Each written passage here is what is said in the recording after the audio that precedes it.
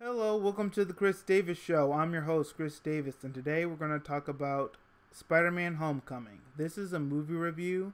There might be spoilers. With that being said, if you hate spoilers, please click off this video and watch the movie first, and then then come back and watch this video.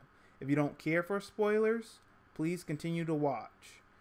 With that being said, let's get into the movie review. Spider-Man Homecoming is a great film. 92% on Rotten Tomatoes. It's a successful film. What I really like about the film is that it shows all aspects of Peter Parker's life. In this film, Peter Parker, who is played by Tom Holland, has this tension between his personal life as a high school student and his responsibilities as Spider-Man. He still has to make good grades, have extracurricular activities, have a good social life, but he also has his responsibilities and duties as Spider-Man. And I like the conflict between those two things. Other characters I like Ned. Ned is a friend that Peter can count on. Ned is always there for Peter. I don't know what Peter Parker would do without Ned. Ned covers for Peter when Peter disappears to be Spider-Man. Ned removes the training wheels protocol from the Spider-Man suit. That could be a good or bad thing depending on where you are on that type of issue. But Ned's just a great friend to Peter Parker. Liz Allen, portrayed by Laura Harrier, does a great job as the girl crush. The romance between Liz and Peter, it doesn't become a deep romance. It's just really a crush, and that's all there is to it. It's just a crush. Marissa Tomei as Aunt May, younger Aunt May. Some may prefer an older one. I don't mind it. It's different. Marissa Tomei did a great job as Aunt May. Being worried about Peter when he's out late at night, concerned for his well-being when an incident happens. So she does a great job as Aunt May. Robert Downey Jr. As Iron Man always does an amazing job. You'll be happy as a Spider-Man fan that Iron Man doesn't overshadow Spider-Man. He's in there sparingly. So this is still a Spider-Man film. Zendaya as Michelle. Michelle is okay.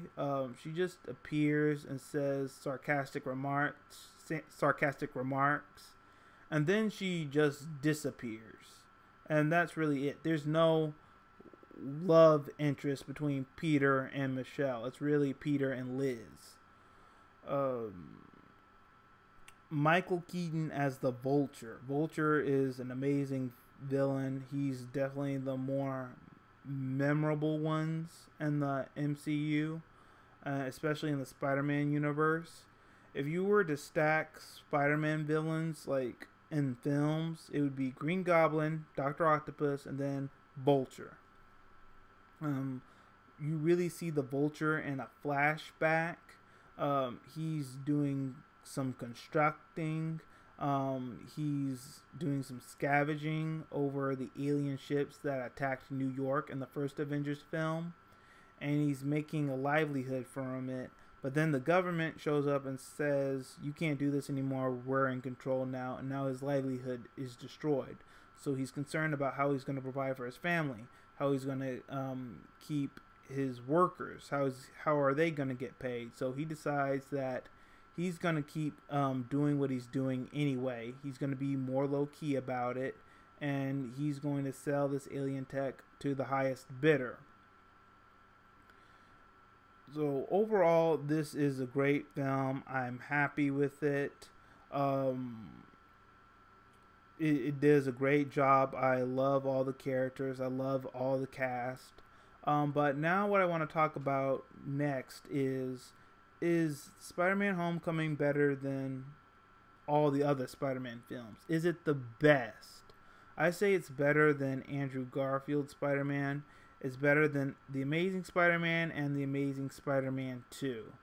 I thought those films had the potential to be good. They were definitely going at a good plot with Peter Parker and his parents. It's a shame that they couldn't finish it. But I think from a story point of view, Spider-Man Homecoming is better.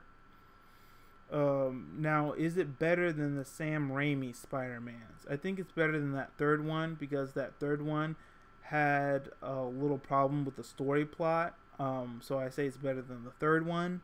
But the first and second one are better than Spider-Man Homecoming. And the reason for that is,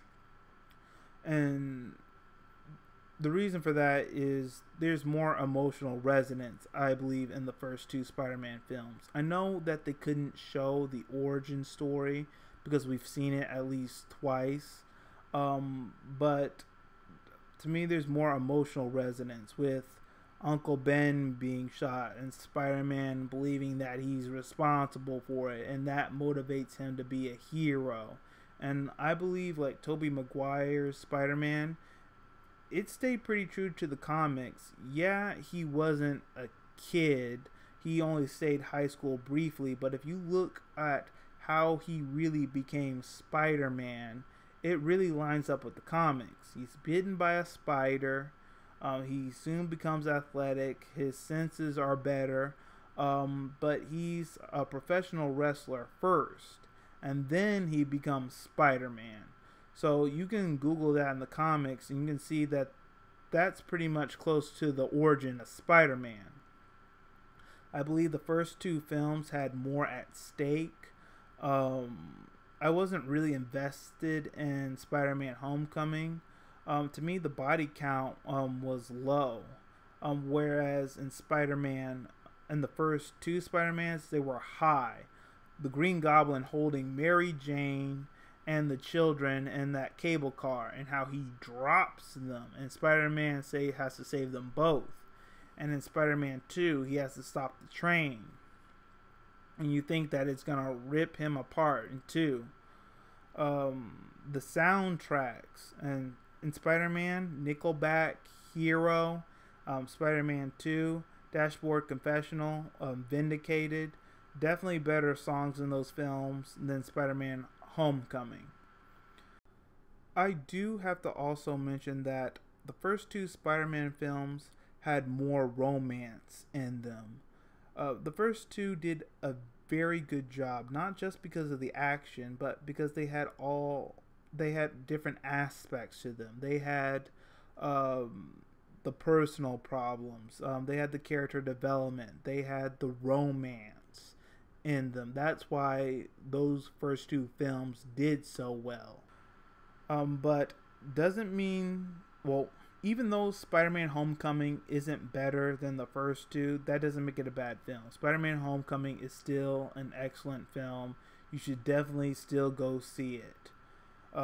So that's all we have for today. Let me know what you think in the comment section below. Do you think Spider-Man Homecoming is the best Spider-Man film, period? Or do you have some other Spider-Man films that you think are better? Let me know in the comment section below, and all of you have a great day.